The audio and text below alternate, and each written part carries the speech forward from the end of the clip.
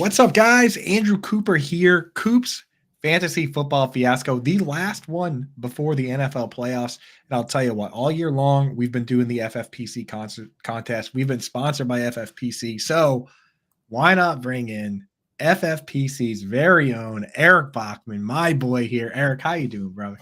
I'm excited to chop it up with you here, talking about the NFL playoffs. It's going to be, we got 2 home dogs this weekend, which is always a fun way to kick off Super Wildcard weekend.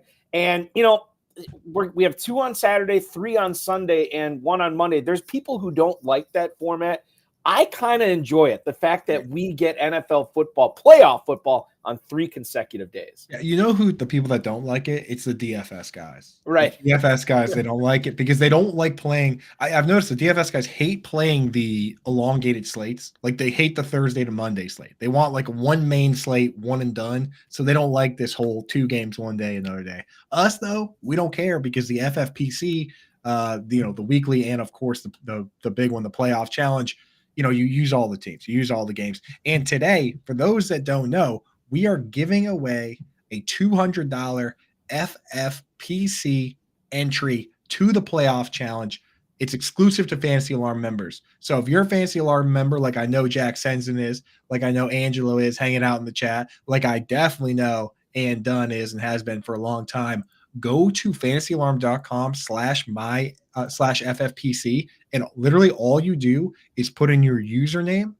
And sorry, not even username. You put in your name and the email address that you sign up for Fantasy Alarm with, and you're in. And by the end of the show, we're going to randomize that, pull a name, give you an entry. That particular contest, the top prize, $500,000 big ones, Eric, right?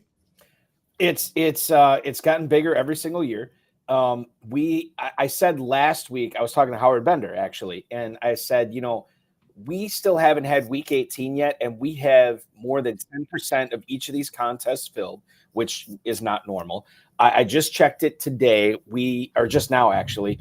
We're at like 2/3 full for the $200 playoff challenge. You can win $500,000. And then the $35 one is almost 80% full, I think. And remember, this is like when everybody signs up. This is when everybody is getting their lineup set. And I think a lot of people too, and Coop, you probably know this from the weekly challenge stuff. People will submit a lineup. Players will submit lineups and they'll be like, yeah, I can see this one winning.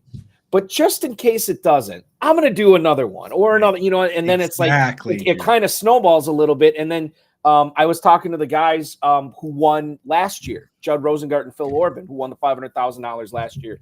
And they there's a consortium that they have together. They're all college roommates from the University of Maryland. Well, not anymore, but they were back in the day. There's 4 of them. And they get together, they buy multiple lineups, and then they have like a 3-hour Zoom call Thursday night, which happened last night. And they get together, they try to explore every single angle to figure out where the edge is. And hopefully in the next, whatever it is, 55 minutes, we'll explore some angles and edges that people can get to as well. Yeah, that's a lot of fun, man. I got to do something like that. I mean, I do my own, but it would be fun to have I've already drafted a couple. I did one with Howard and the Fantasy Alarm guys. I did one with the player profiler guys, Theo, and we're going to do one today, but it'd be cool to do something like that. So maybe I'll do that moving forward. For those that don't know, the FFPC Playoff Challenge works like this. You have kind of carte blanche to some degree, unlike the other platforms where you're constricted by salaries, you have a draft. In this one, you can use virtually any player you want with one caveat. You can only pick one player from each team. So no stacking here. If you use Patrick Mahomes, you cannot use Travis Kelce, which I like. You know what I mean? Because sometimes with the stacking stuff, you get blown out too early, or if you don't have the exact right chalk, you get smoked. I don't like that. So I love this. The way it works is this. Here's a quick description for everybody. And then what we're going to do, I'll give you guys a description. Eric will give you some tips because he's on the inside. And then we'll look at all the matchups, right? We'll pull all the players we think are viable. We'll make a lineup. And then we'll give away a $200 lineup, a $200 entry. So here's a quick rundown of how it works. For anything else, you can just assume it goes the way your normal league does. 10 yards a point, 25-yard passing is a point. The differences are this. You start a quarterback, 2 running backs, 2 wide receivers, and 4 flexes. So big lineup time. Kicker and defense on top of that. It's 4-point passing, for passing touchdowns, 6 point for rushing. So that's a little different than some leagues. It's full PPR and tight end premium. So full PPR for running backs, wide receivers. If a quarterback catches a pass, that's for one catch. For tight ends, it's 1.5, right? And then the other caveat that I find matters, obviously you got to check out the defense and whatever, but turnovers are only -1. So your boy Josh Allen, if he's hurdling and fumbling and he's doing those arm punts he likes to do, that's only -1 point. So Eric, did I get everything on that? Did I miss anything as format? No, you hit all the major stuff. I think like anybody who's played in the FFPC is used to the scoring, they're used to the lineup. The biggest thing is instead of 2 flexes, which is normally what you get 4 flexes, which is like, think about how crazy that could be. 6 wide receivers, 5 tight ends, 6 running backs. If you really wanted to get nasty, so I think that's the biggest thing is and you hit on this as well, and I think this is what makes it so compelling and it's easy to fill out multiple lineups is you don't have to mess around with it once the playoffs start. Like once the playoffs start, you just kick up your feet and you watch the games and you watch the points pile up on your teams.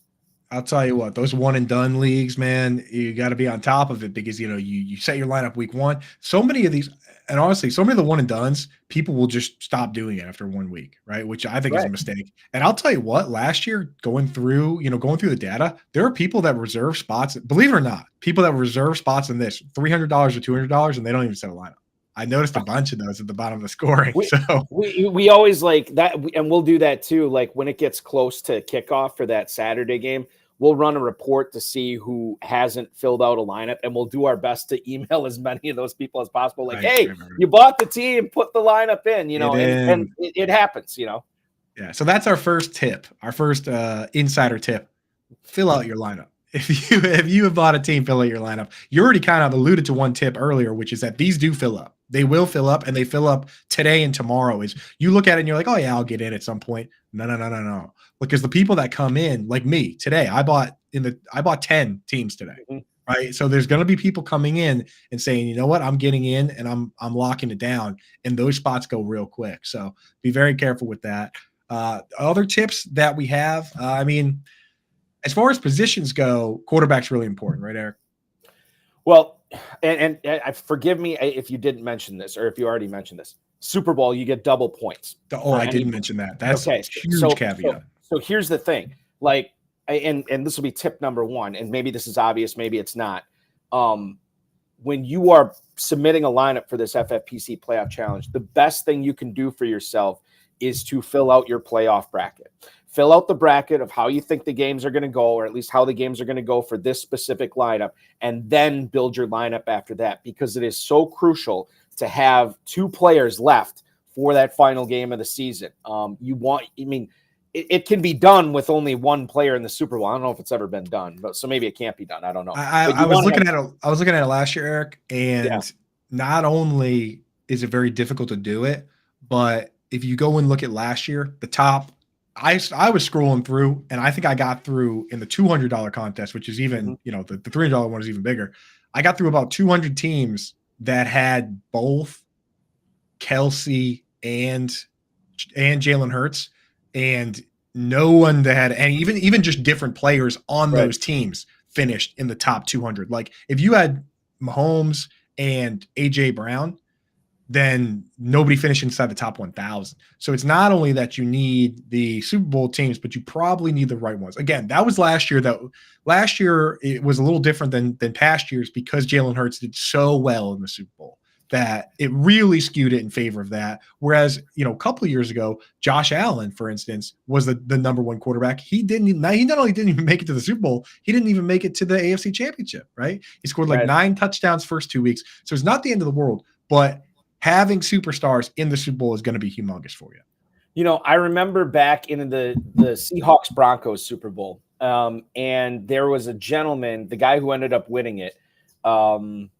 He was I think he kind of came out of nowhere. I think he was in like the top 30 or something, or maybe top 40, but he was the only guy that had the Seahawks defense. And that was the year that Peyton Manning just absolutely got destroyed by that Seahawks defense, and he vaulted all the way up to winning the whole thing. Now, back then, it was only a $200,000 grand prize. Now it's $500,000. So it's even more important to get these players right in the Super Bowl. So I think that's where you start, right? I mean, you fill out your bracket and you pick what you think is going to be the right players for the Super Bowl competitors.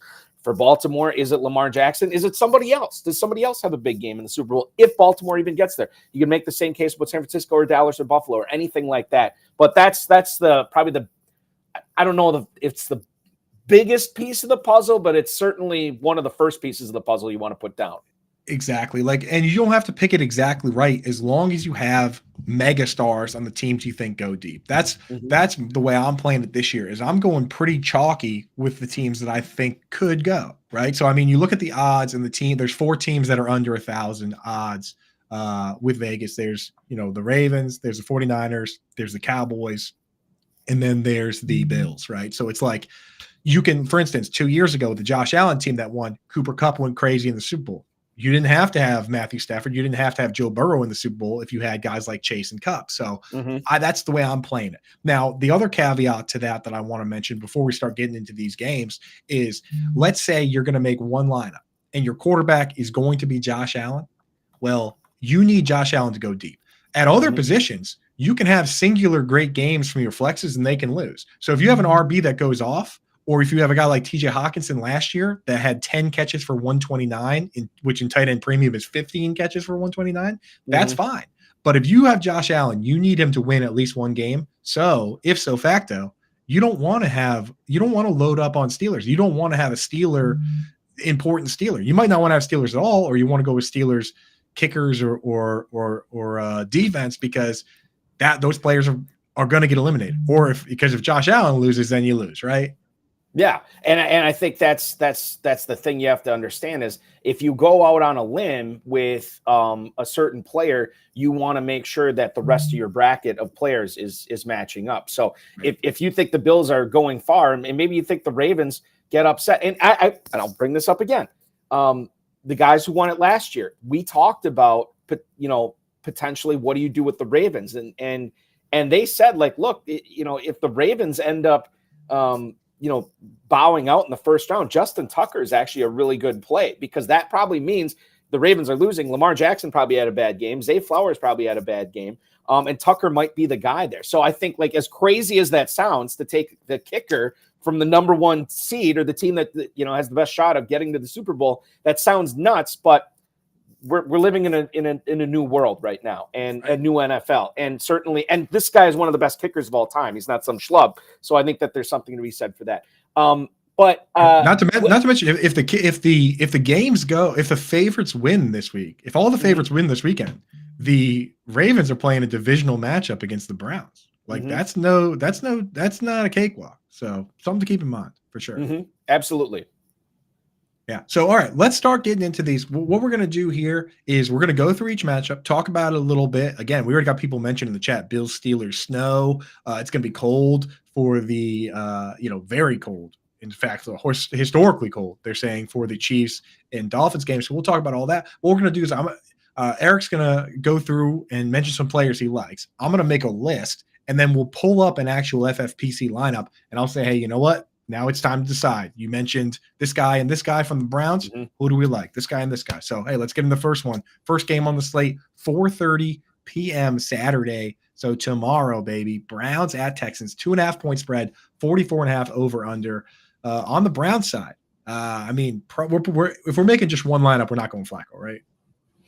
No. If you're going one lineup, I think you are better off picking one of the top 4 teams and choosing their quarterback. So if you're doing multiple lineups, yeah, Flacco would make some sense, but not with one lineup. I'm not that strong, Coop. I am a weak man. We're not doing it. We're not with one. We're going to pretend like you and I don't have a bunch of lineups, which we do, and we're going to do it. We're going to play it straight here. But guys that we do potentially like, we're looking for, in this case, right? Let's assume that we think the team that wins plays the Ravens. We want guys that can not only have 1 or 2 great games, but have massive individual game upside. So we probably don't want to start like a Kareem Hunt. A guy like David Njoku in this format, right? Tight end premium, or a guy like Amari Cooper. Is there anybody else out of those guys from the Browns that piques your interest? You want to be unique to some degree. Number one, Right. because unique lineups have won in the past, because it's very difficult to predict the exact right lineup because football is so strange. The other thing is that if Eric and I have two different lineups, two different entries that are the same, and we win, we both have the number one lineup. That's $250,000 a piece in the $200 contest. If we have what our it's own worth, line, for what it's worth, Coop, I'll just put this out there right now. Because I'm an employee of the FFPC, I am not playing in this competition, but I'm more than happy to discuss and put together a lineup that one of the viewers could enter in, but I will have no part of. This is my lineup. Absolutely clear. Exactly. This is my lineup. Yes, exactly. Yes. You're just consulting on players that you like. Yes. Which, exactly. of course. Yeah. So, but yeah. So, is there anybody? I think to me, it's just Amari Cooper and David Njoku for this particular contest. The only way I think you would involve anybody else is if you think the Texans move on. And if you think the Texans move on, you could make a case for Riley Patterson or that Browns defense, which has been really, really good all season. But I think if we're looking for explosive upside here, it comes down to Cooper and Njoku. And I think this is an interesting comparison because Njoku's really been coming on. You have the tight end premium scoring, but then at the same time, look what Amari Cooper did to this Texans secondary a few weeks ago. Like just absolutely destroyed it, right? So I don't know if all of a sudden that gets fixed. I also don't know if Amari Cooper's heel all of a sudden gets fixed, which he's dealing with right now. I'll put it this way, and I'll leave this up to you. I have always been leaning towards Njoku for my Cleveland Browns representative. People smarter than me, people who have done very, very well in this competition before, have been saying Amari Cooper. I think it comes down to one of those two players for Cleveland.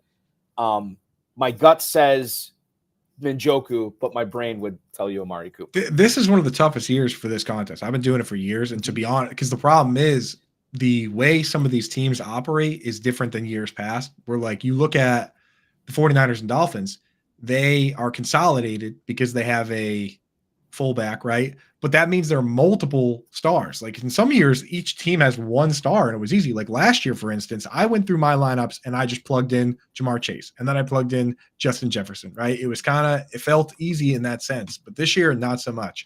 On the Texans side, who you feeling if you're going to pull a Texan here? No. So the Texans would have been a tougher team had Tank Dell still been hanging around. No Tank Dell probably makes it a little easier. What are you thinking as viable options? So for the Browns, I pulled out Cooper and Njoku, Browns D, Browns kicker. Yes. Okay. So I think you could make a case if you wanted to go super contrarian, like let's say you're filling out double digits or something like that, and you wanted to get crazy. I think you could throw Noah Brown into this mix. I probably won't do that. And isn't he banged up right now? I feel like he's dealing with something. Okay. He is a little bit, but he has had multiple blow up games. He had back-to-back 2 games back-to-back where he totaled over 300 yards. So this guy obviously capable of blow up games in the right conditions. But yeah, if you're doing one lineup, I don't know if you go there.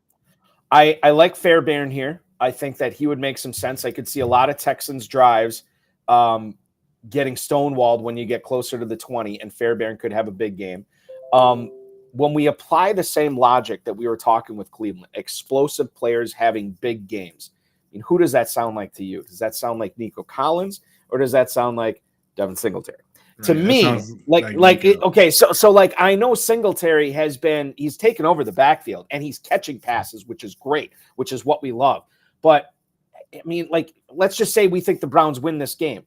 If they win this game, it could be a case where Nico Collins is trying to, and Stroud are hooking up in the second half, trying to make some plays and come back at the end.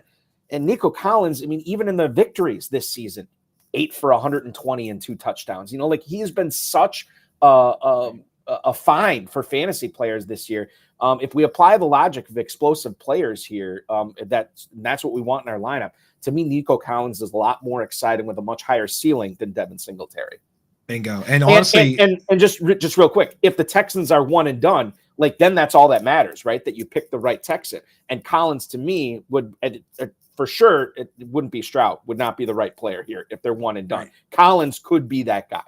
That's a great feeling too. When you do pick that guy, he goes off and then off in the distance, you know, you did the right thing. And the Yep. other thing is that even if they're not one and done, it's just picking the right guy over Singletary or whoever else is what matters. Last year, the perfect lineup did not have Stephon Diggs in it or Josh Allen or the running back. It was actually Gabe Davis, because in week 1 of the playoffs, he came out and had 100 plus yards and a touchdown.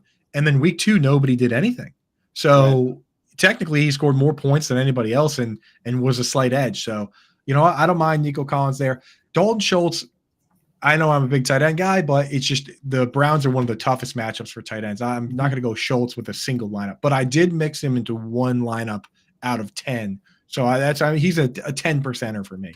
All right, there's 2 games on Saturday. Next one, 8:10 p.m. Dolphins Chiefs. Supposed to be insanely cold, but still 43.5 point over under, 4.5 point spread in favor of the Chiefs. So they're not turning around and saying, okay, this game is going to be. I mean, the Patriots Jets game had a 30 point over under last week. This one's 43.5. So they're still saying it's going to be a football game, just maybe not the explosive game you might see if it were in Miami. So on the Miami side, in the cold, are we letting that phase us, or are we just going with the chalky megastar and Tyreek Hill? Well, okay. So to me, Miami is a team built on speed. I don't know if there's any correlation between speed and cold. Maybe there is, maybe there isn't. They've just never mixed well with me before. Like I don't trust speed with the cold weather. So what we need to do here, I think there's a big 4. Can we eliminate Tunga Vailoa? Are you comfortable eliminating him? Okay. Absolutely. Okay. Now you have Hill and Achane as possibilities here. Are we saying no to Mostert because we simply just don't know how healthy he is? Yeah, that's the problem, is the knee. And honestly, in like a one and done format, I really like using Achane this week because, you know, if the Dolphins lose and use Achane, then good, whatever. If the Dolphins win and use Achane, you still have most of your back pocket. In this, we need to pick one guy all the way through, and just the possibility that, you know, this is an Achane week. And then, I mean, I do have some Achane lineups. I just worry that, like, what happens if Mostert is fine? And now all of a sudden we just pick the wrong running back. I personally think it's Achane or Tyreek Hill because we want explosive upside. I'm down to go either way with this lineup. Well, okay. So this is the Saturday night game. We will not have inactives by the time lineups lock on this, which is okay. Like everybody's dealing with the same thing here. To me, there's only one guy that's not beat up on this team. Like Hill's dealing with stuff. Mostert has been dealing with stuff. Waddle's been, but he's been hurt. He's missed 10 injuries. Waddle has like 15 different injuries. Yeah, it's insane. The only healthy guy, and the guy that I think that if you were to say, well, who's for sure going to have a significant role in this game, it's going to be Devon Achane. Yeah, and it, you know, any of those other 3 guys could go off, but we're dealing with limited information here.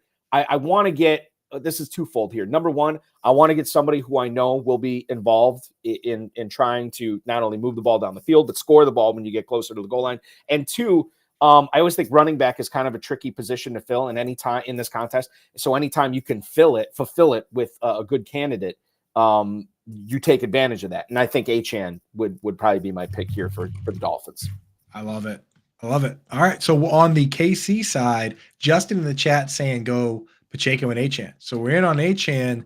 The options to me, there's essentially 4, obviously. If we're going to make just one lineup, it's Mahomes, it's Kelsey, it's Rashee Rice, or it's Pacheco. So those are the guys that are on the table. Is there anybody that you lean towards right off the rip?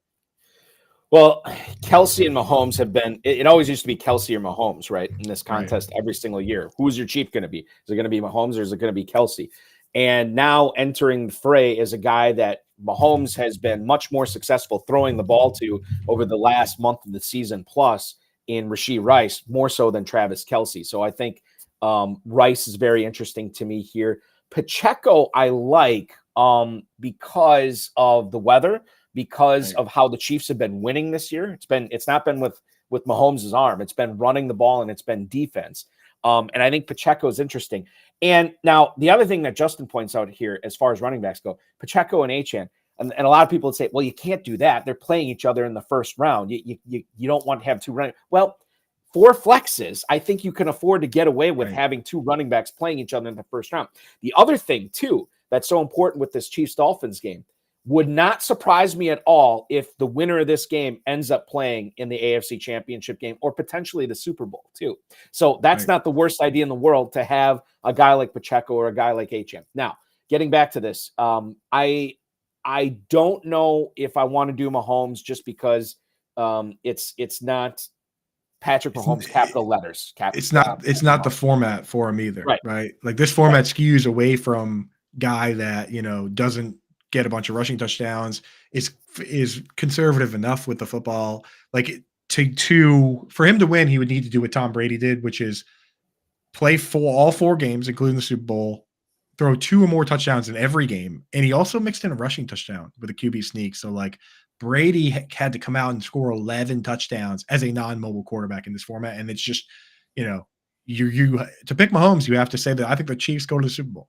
You have to, you know what I mean? He has to go, and they probably have to win because, last year Mahomes threw 3 touchdowns in the Super Bowl. But because Jalen Hurts had 3 rushing touchdowns in the Super Bowl, the top Mahomes team finished outside the top 1,000. They finished outside the money. So, Mahomes did go to the Super Bowl last year, and he threw 3 touchdowns in the Super Bowl, and you didn't win any money if you had him. So it is, again, I put him in. I know it sounds crazy, right? It is a crazy contest. So I say that he's a 10%er. If you're going to make 10 teams, I have 10 teams. I'll give you the breakdown right now of my quarterbacks. I have 10 teams. I have 5 Josh Allens, 3 Lamar Jacksons, a Mahomes, and a Jalen Hurts. Those are my 10 for that group. And then I have a couple. Those are my $200 teams. So I take this pretty seriously. And I know there's people out there that do 25 $200 teams. You know what I mean? Yeah. Like there's people that go crazy. So, but we're getting in on it. We've been doing FFPC all year, so that's where we're at. But yeah, I'm with you. So we'll cross Mahomes out and we'll leave it at Kelsey, Rice, Pacheco. Again, we want to leave our options open until we get to the build. Well, hold on, just real quick. How does the Dolphins, in your opinion, how does the battered Dolphins defense factor into picking a Chief here? If we're gonna let's just look at it from a 1-game scenario, how much does that play into this? Is that better for Pacheco? Is it better for Kelsey over the middle, or is it better for Rice on the perimeter? Like I think you could. Well, I'll let you answer. Well, this. I'll tell you what. The thing is, typically the Dolphins have not been good against the tight end. But earlier this year, even while Kelsey was playing well, in the middle of all that, like very, very, so Kelsey against the Chargers earlier this year in October 22nd, I believe it was, 12 catches for 179 and a touchdown. And within a week or 2 of that, he went up against this Dolphins team and had 3 catches for 14 yards. In fact, Noah Gray scored more fantasy points in that matchup than Kelsey did, oddly enough. Yeah, 3 catches for 34. So, you know what? Like I have a lot of Kelsey lineups. I believe in Kelsey, but if we're making one lineup here, there's other options, man. There's other options at tight end. And to your point with the running backs against each other, you're talking about, we might not want to do that. Got to keep in mind, folks, you're picking 12 players. There's 14 teams. 6 teams are going to get eliminated this weekend, right? So 2 of those teams, you're not going to have any players on. You're hoping those teams lose. But 4 of your players are going to get eliminated. So we're hoping that's our kicker and defense, but we're going to lose 2 flexes no matter what. So if we start 2 running backs in this game and both running backs go off, one of those running backs gets hurt, goes off in the sunset, that's great for us, especially if it's Pacheco that we play and all the Mahomes teams are out. All the Kelsey teams are probably in trouble, right? If Pacheco has a big game, that's it. So, but anyway, we got to get through these so that we can put together a team and also give away a $200 entry. Reminder, Fantasy Alarm members, go to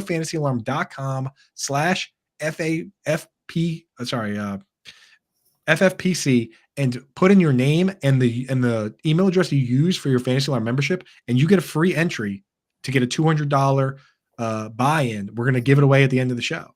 And I mean, that's the easiest sign up possible. And it's something that we're just giving back to Fantasy Alarm members. You're already a member. All you do is put in your name and email address. We're giving one away. So stay tuned. That's going to be at the end here.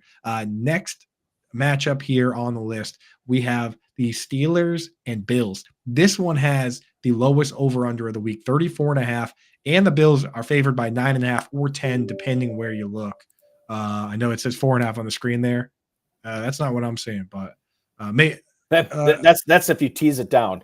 yeah, Sean, let me know though if Sean, maybe our producer Sean, the Prince, Prince Angle has updated information compared to what I have. Let me know if you're seeing that as the new line here, but I'm seeing 34.5, 9.5 or 10-point favorites for the Bills. On the Steelers side, this is one where we're basically deciding, do we start no Steelers at all, or do we sneak somebody in there? What's your gut say on that one, Eric? I mean, I've heard the you always say you want to tell a story to yourself about how you can justify having a certain player from a certain team, and I have not heard the story yet that entices me about putting a significant Steeler in here. You're talking about bad weather. Wind too, right? It's not just accumulation of snow. They're saying snow. Yeah, they're saying snow and crazy wind. They're saying gusts upwards of 60 miles an hour, which is just insanity. So to me, that eliminates Johnson and Pickens at that point. Freiermuth is like dead to me at this point. So he was, he doesn't like him, dude. The yards per attempt for Mason Rudolph is much higher than it was for Kenny Pickett. He pushes the ball down the field, which has been working for them, but just bad news for the move, I think the only two skill guys you can make a case for are Najee Harris and Jaylen Warren. And because these guys have gone back and forth on they've cannibalized each other pretty much all season. First, Harris was the lead, then Warren, then Harris, so to me, like, I don't have a good feel of what they're going to be doing on the field against the Bills defense that, quite frankly, has not been quite the same since Matt Milano went down with that injury. So I think there's a possibility that one of those guys could have a big game. I don't know who it's going to be. I can't in good conscience say, hey, Chris Boswell, 60-mile-an-hour winds, let's play him this week. I can't do that. The only one that seems somewhat compelling, and I know they're missing TJ Watt, is the Steelers defense, not so much because of what Highsmith and those guys can do, but because of the elements and because of the situation. This could be a low-scoring game, and the Steelers might end up putting up a decent fantasy score here. So we can either fade them or we could play the defense. I can't really own anything else. Not to mention, Josh Allen is good for a big mistake every week. Josh Allen plays football like there's nothing going on inside of his head, and it's the most dangerous thing for both teams, right? Because he's willing to do the craziest stuff that works out. He's also willing to throw bad interceptions, hurdle guys, put himself in danger of fumbling. And again, that's fine for picking Josh Allen because it's it's only 1 point. It's only negative 1 point for turnovers in this format, but on the other side, I don't mind the Steelers D. So we'll keep it that way. I'm gonna go ahead and mark this down. Either the hard fade Steelers, as Anthony says, or we'll use the DST. I don't think we need to go elsewhere on this, especially because it's such a low over under. We only expect them to play this one game and be toast. We don't need to get that. We don't need to go that far against the grain. Yeah, Jackson in the chat saying fade the Steelers as well. So, we might go DST. We'll see. On the Bills side, though, there's a decision to be made here. Again, another team where there's 4 viable options in a format like this. Obviously, Josh Allen, Stephon Diggs is a guy that, in the past, as of late, he hasn't been used the way we would like, but in the past, he's been good. James Cook is on the table, and because it's tight end premium, all of a sudden Dalton Kincaid's on the table. So what are you thinking here? I mean, again, to me, I'll give you my thoughts right away. Kincaid is if I'm making 10 lineups, I'm definitely having Kincaid, and he's not a 10%er to me. He's a guy that if we're going to have mostly chalk in our lineup here and 1 or 2 kind of, what if we did this? He's kind of in that what if we did this territory for me. All right. So I totally agree with you on Kincaid. In fact, I might actually even like him a little bit more than you. Maybe I don't know if that's possible. Maybe not a ton. Yeah, I've been driving the Kincaid wagon all season, but I'll tell you, I do like Kincaid. I do have multiple lineups with Kincaid. Okay, all right. So maybe I like him. We're in the same ballpark. Equally, yeah. I think we're there. Cook is interesting because I've never really trusted the Bills' ground game in the playoffs before until this year, and now I actually think that they would utilize it a little bit more than they had. It's weird because if you asked me at the start of the season, who do you like better in the playoff challenge on the Bills, Stephon Diggs or James Cook, I would have said Diggs, no question. And it's a 180 right now. I trust James Cook a lot more than I trust Stephon Diggs. Diggs is a fade for me in this competition. He's a guy that I think, and I know Gabe Davis is out, which this, at least for round one, maybe the second round too. I think what's interesting here is Josh Allen could be a successful player in a choice in this format, in this competition, and Diggs could just be a guy. Like it could be a Cook, it could be Kincaid, it could be Khalil Shakir. Like I cannot trust Diggs at this point. To me, he's a fade for the Bills. I could see Josh Allen. I know a lot of smart people have been saying Josh Allen is going to be their quarterback. I like Cook. I mean, we obviously like Kincaid here as well. I think that what this comes down to is who do you think gets to the AFC champ, or beg pardon, who ends up getting to the Super Bowl from the AFC? If you believe in the Bills, who will get a home game against Patrick Mahomes if it plays out that way, but they still will have to go to Baltimore and beat the Ravens if the Ravens are lucky enough or fortunate enough to get there. So if you believe the Bills, like this is the year, then I think you have to go Josh Allen. If you don't think the Bills are going to get it done, then I think this comes down to Cook or Kincaid. Yeah. So Josh Allen, the reason I have 5 Josh Allen lineups, is between Josh Allen and Lamar Jackson as my top play. The reason that I have a lot of Josh Allen lineups is that he has the highest ceiling of any player in the tournament, right? Mm-hmm. Because he plays an extra game. He hypothetically has the opportunity to play an extra game than Lamar Jackson, right? Like it favors quarterbacks. He could, and because the Super Bowl counts as 2, he could hypothetically have 5 games worth of points as a mobile quarterback in a format that's custom built for him, where turnovers don't matter, right? -1 doesn't. I don't care about -1, not one bit. So Josh Allen's on the table, but again, let's go through and hit some of these other games, and we'll decide which way to go at quarterback. Because the other thing is when you go through and look at some teams, I say to myself, okay, and again, let's go to what's next here. When we get to the Ravens game, I want to talk about the Ravens game. Oh, so the Ravens are in bye. So the thing with the Ravens is when I don't use Lamar Jackson, I have a difficult time deciding who I want to use. So we'll get to the 49ers. And actually, why don't we talk about the Ravens and 49ers right now? The team's on bye week. Mm-hmm. So when I look at the Ravens, if I don't use Lamar Jackson, I'm like, okay, Isaiah Likely, a player I love. But now there's this talk about maybe Mark Andrews plays. And then now all of a sudden, if Mark Andrews doesn't play the first week after the bye, and then he does play, it ruins both players for me, right? So like, it almost becomes like if we don't use Lamar Jackson, now we're using Zay Flowers. Right? Well, that's the thing. It's like, to me, the Mark Andrews thing, people look at it as clouding what you do with Likely now. To me, it clears it up. You just stay away. Yeah. Which is nice. There's so many good players. It's kind of nice to just be like, okay, not good. And I think the thing too is that we have to understand.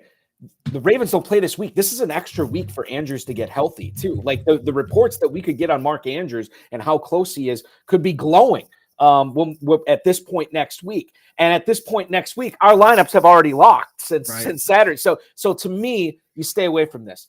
Good. Lamar Jackson, we were talking about. Well, I mean, it's up for debate how heavily owned he's going to be in this competition. I know that.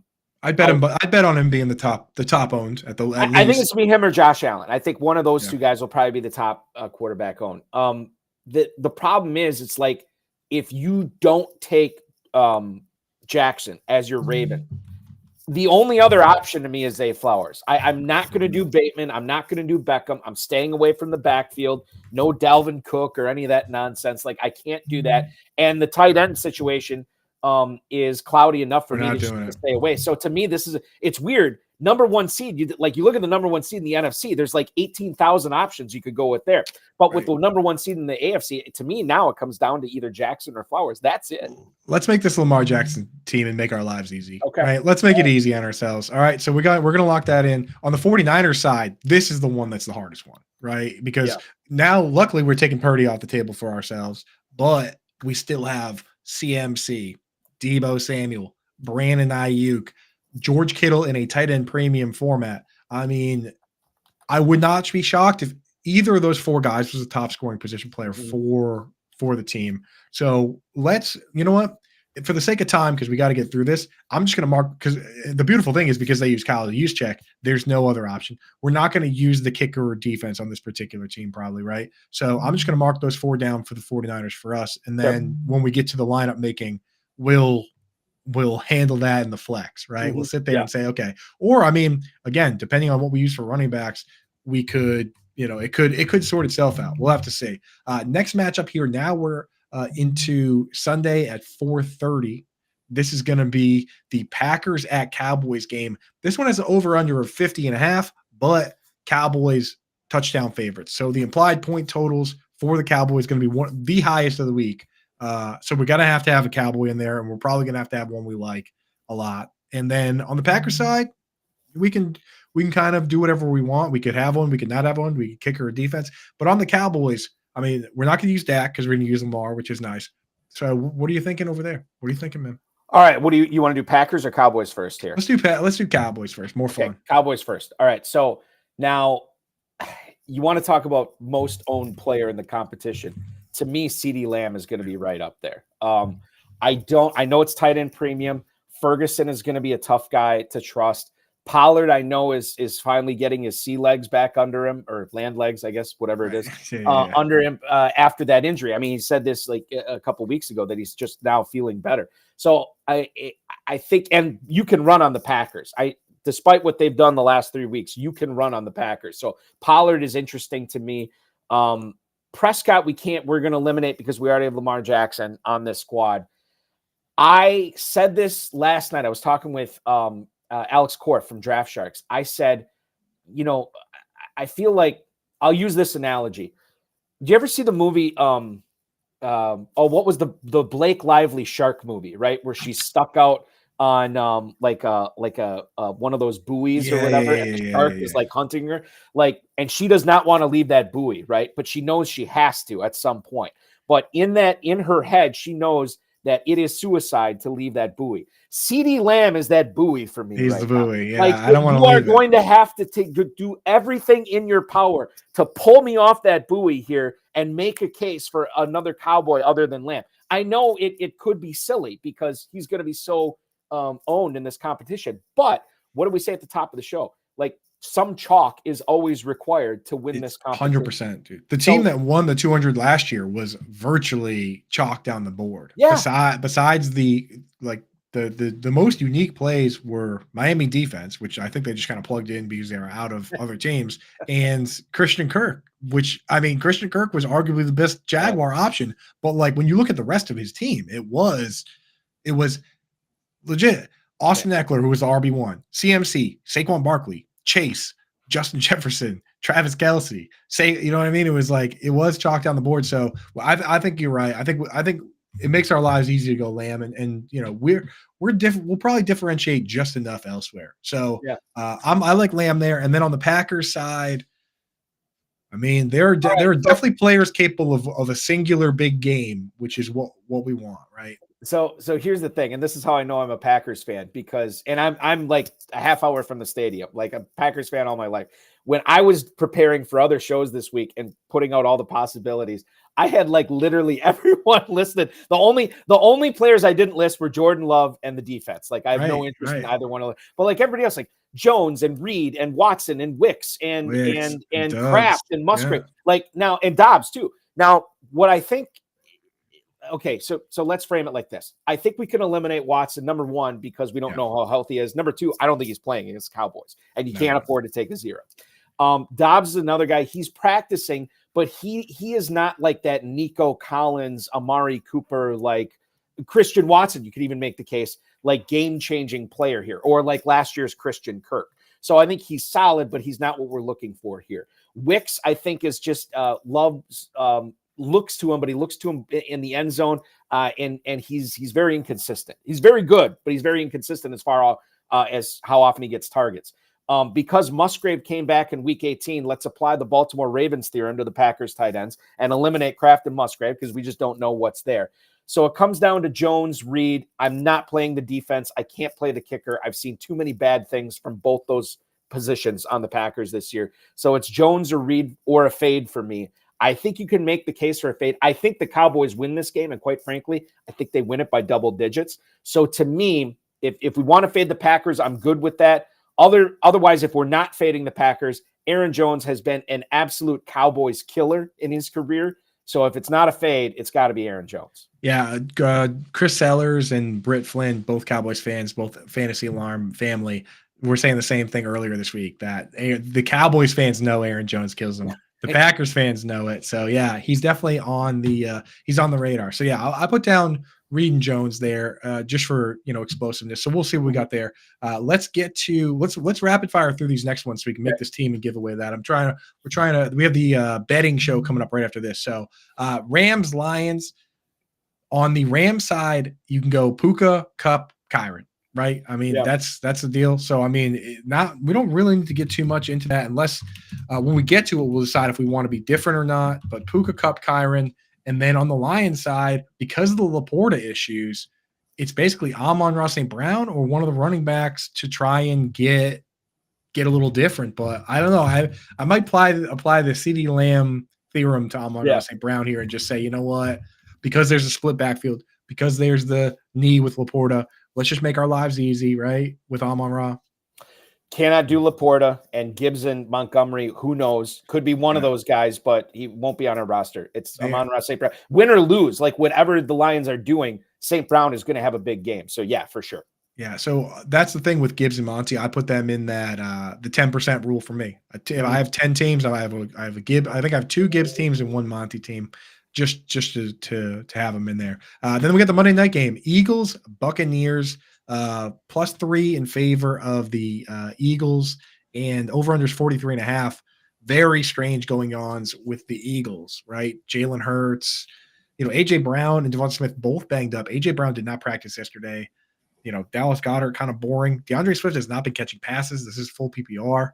Oh, and he's banged up too. That's the other thing. He's banged up too, so I don't know. On the Eagles side, I've in a few of my lineups here, like I felt the need to play some AJ Brown, but honestly, I've got a lot of actually defense and kicker from this Eagles team.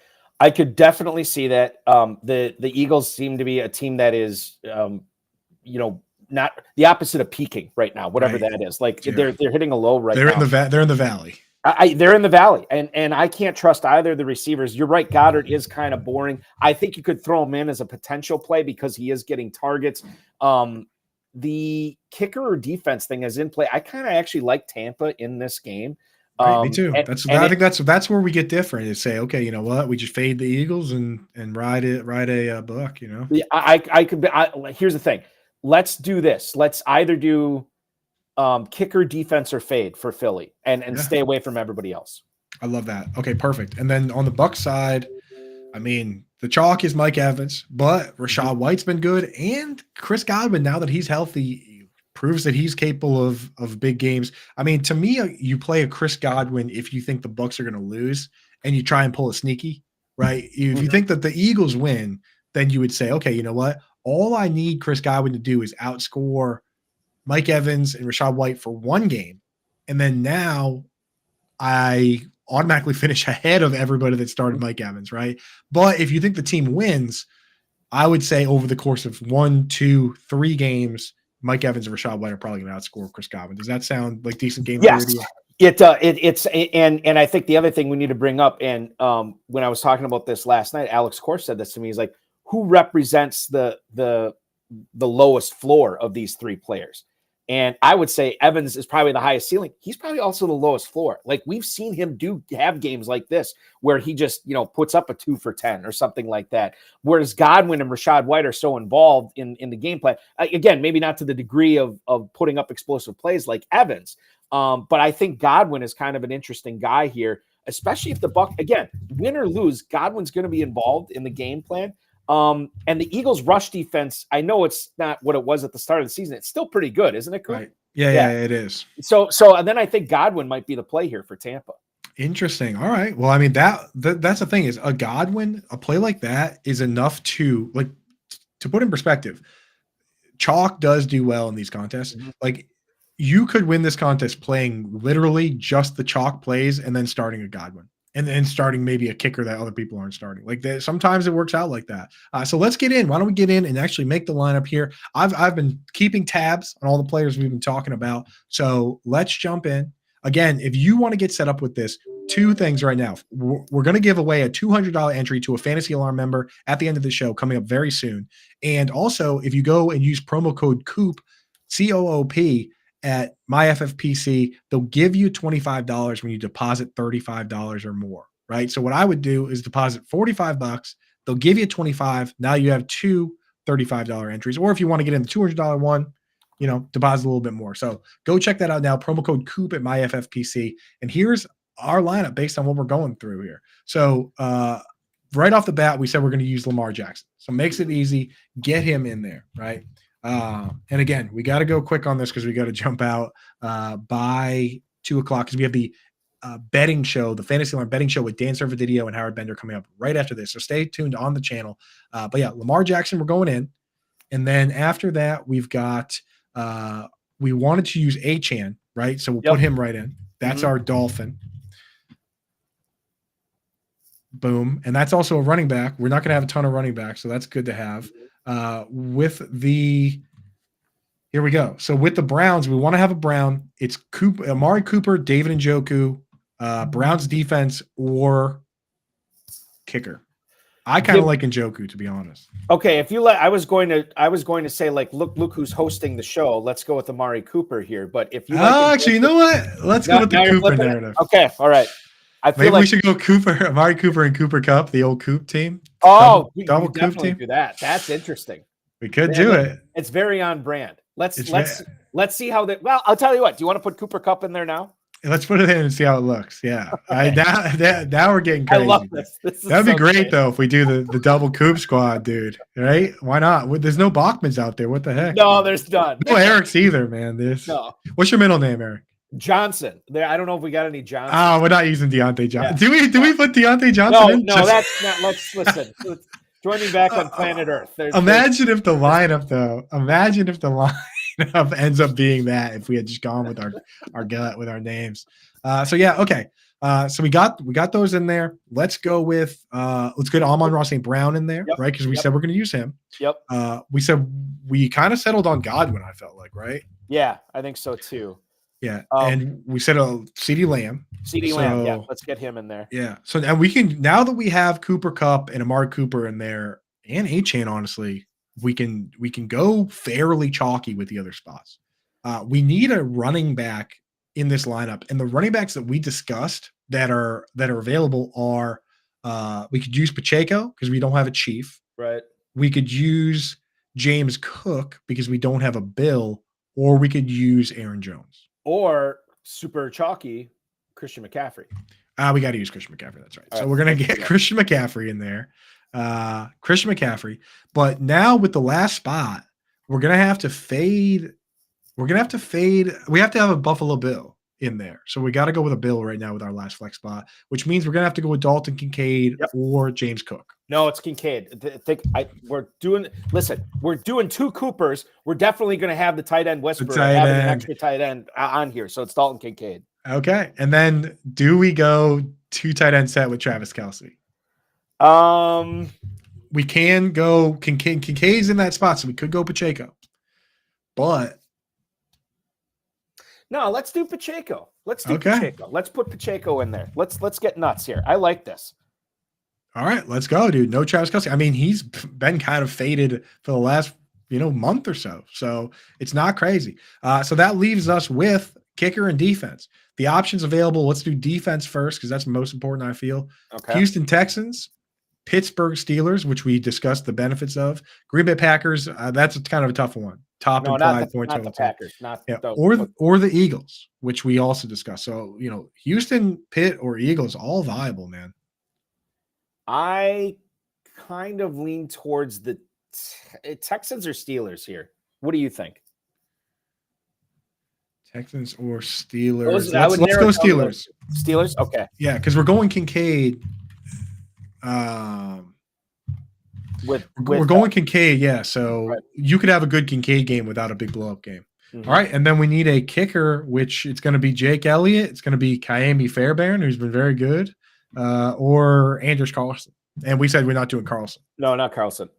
Yeah, Fairbairn or that for that Steelers pick. That game does have the lowest over/under of any game.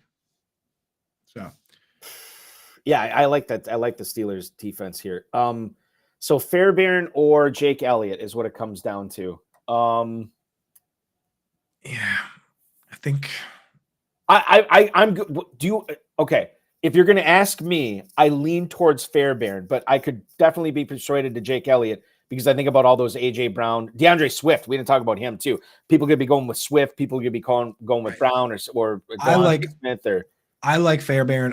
Historically, I've looked at teams that go for it on fourth down a lot, and that's bad for the kicker. I mean, actually, when I say I look at it, I say that Linda at Lindellians on Twitter has looked at it and told me about it. So you don't want the Brandon Staley's of the world, and you don't want a team that is automatic on 4th and 1, right? Because you want a team to say, okay, let's kick it here. They ain't kicking it. They're doing the tush push, right? So forget that. Let's go with Fairbairn. So that's the lineup here, folks. We're fading Philly completely. Lamar Jackson, quarterback, Christian McCaffrey, Devon Achane, Cooper Kupp, Amari Cooper, Isaiah Pacheco, Chris Godwin, CeeDee Lamb, Amon-Ra St. Brown, Dalton Kincaid, Kaimi Fairbairn, Pittsburgh defense. And I'll tell you right now, those are all megastars, and our lineup is unique, right? There's just enough difference there that we can fill a lineup with stars, and then you can do it to yourself. So go to ffpc.com, myffpc.com, use promo code Coop. They'll give you $25 when you deposit 35 or more. Big Marty, I don't care if the Philly bros are triggered or not. We're trying to make that money, baby. So this is the Coop to Loop Dalton Kincaid lineup here. And guess what, folks? Now is the time that you've been waiting for. We are giving away a $200 entry into this contest where you can win $500,000 right now. I'm going to have our marketing guy, Edward Rouse, pull it. I'm reaching over to him right now. So anybody that got in there during the show, you are in. It's being pulled. Can I get a drum roll, Eric? Worst drum roll ever. I don't know. I like it, dude. That was like a drum solo, dude. I was trying to do like Beverly D'Angelo from Christmas Vacation when they let us and she does like. I love it, dude. I love it. So hey, the winner is in. Shout out Fantasy Alarm. Make sure this is to reward the All Pro members, so there's only members of Fantasy Alarm in it. Shout out to Keith Duck, the Steeler Maniac. You have won a $200 entry into the FFPC contest where you can win $500,000, and there are $1.4 million in prizes. So you don't have to win the top one to get that money. So thank you, everybody, for tuning in. Thank you, all the Fantasy Alarm members. Eric, thank you so much for helping me win a bunch of money, even if you can't win, right? You know what? If I win, what we'll do is we'll send you a little edible arrangement or whatever's under, under the tax benefit there. And thank you guys for joining the show. All you guys, Jack Senzen, Anthony, Mayani, Coop in the house. Anthony, have fun at the game this week. Says he's going to the Lions-Rams game. Make sure you're rooting for Amon-Ra St. Brown and Cooper Kupp in that one. Shout out to Air Jordan representing the Twitch gang, our friends over on Twitch, our friends on YouTube. Thank you, everybody. And if you're hanging out here, you might as well stay tuned on the channel. Coming up next, Howard Bender, Dan Servadidio breaking down the bets this week for a huge week of sports betting. One of the biggest ones. I mean, it's playoff time, baby. Get fired up. So thank you, guys. And thank you to the Prince, Sean Engel, son of the king, behind the glass today helping us out. So thank you, everybody. And Eric, if you want to give one quick shout out before we go, let everybody know where they can find you, what you got going on. Yeah, myffpc.com is where you want to register for this. You can always follow me on Twitter at Eric Balkman, at FFPC. We're actually interviewing on my High Stakes Fantasy Football Hour show tonight at 10 o'clock Eastern Time, Brendan Gobert, who won the $1 million in the Fantasy Pros Championship this year. So that's going to be fun. And I'll probably be adding another playoff challenge lineup live on the air with him tonight. So that's going to be a lot of fun as well. Awesome. Thank you, guys. We are out.